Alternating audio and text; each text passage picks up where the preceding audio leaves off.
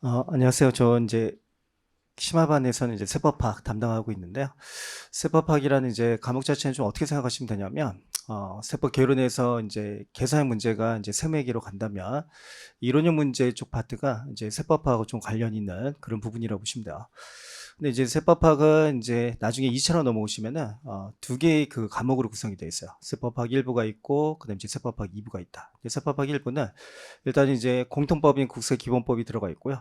그다음 이제 집접세에 해당하는 이제 법인세, 그다음 소득세, 그다음 이제 상속세 및 증여세법이 이제 세법학 1부를 구성해서 이제 100점 만점으로 출제가 되고, 세법학 2부도 역시 100점 만점으로 출제가 되는데, 여기는 이제 일단 간접세가 들어가 있어요. 그래서 부가가치세법, 그다음에 개별소비세법, 그다음 지방세법, 그다음에 이제 조세특례제한법.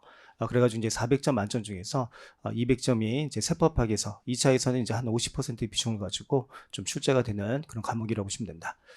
자, 근데 이제 심화 그 세법학에서는 이렇게 8가지 세목에 대해서 다 정리를 하지는 않을 거야.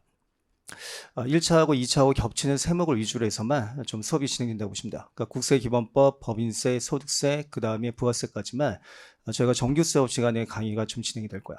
왜냐하면 이제 개별소득세라든가 지방세, 조특법, 상징세는 저희가 이제 1차에는 시험이 출제가 안 되고 2차에 나오다 보니까 이게 사실은 배웠다고 할지라도 복습을 하고 객관식 단계에서 다시 문제를 좀 풀어보고 그런 과정이 필요한데, 강의만 듣고 나면 나중에 2차 때쯤 되시면, 시험 보실 때쯤 되면 공부하기 시작하면 전혀 기억이 안 나요. 그러니까 실제로 공부를 해봤자 그렇게 효율적이지가 않아요. 효율적이지 않기 때문에 국세기본법, 법인세, 소득세, 부가세 이렇게 1차와 겹치는 4개의 세목을 위주로 해가지고 정규 수업 시간이 좀 진행이 된다고 보십니다.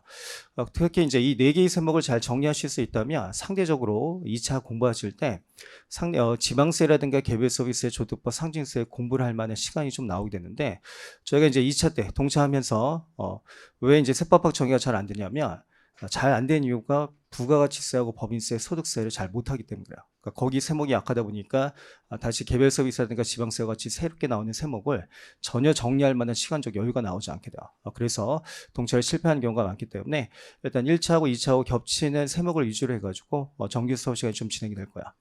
그다음에 이제 1차 논제들에 대한 대비도 좀 이루어지셔야 되기 때문에 이론형 문제에 대한 대비도 다소 할 거예요. 그래서 기출 문제를 좀 프린트물로 나눠드리면서 과거 기출 문제들을 좀 풀어볼 거고, 그러면서 이제 1차에 대한 말장난 문제 대비도 좀 할 거고요. 특히 이제 2차 시험에 대한 대비도 같이 이루어진다고 보시면 된다. 근데 이제 제 교재는 그 임팩트라고 하는 책이 이론서요. 그냥 순수 이론만 들어가 있는 그런 교재라고 보시면 되고요.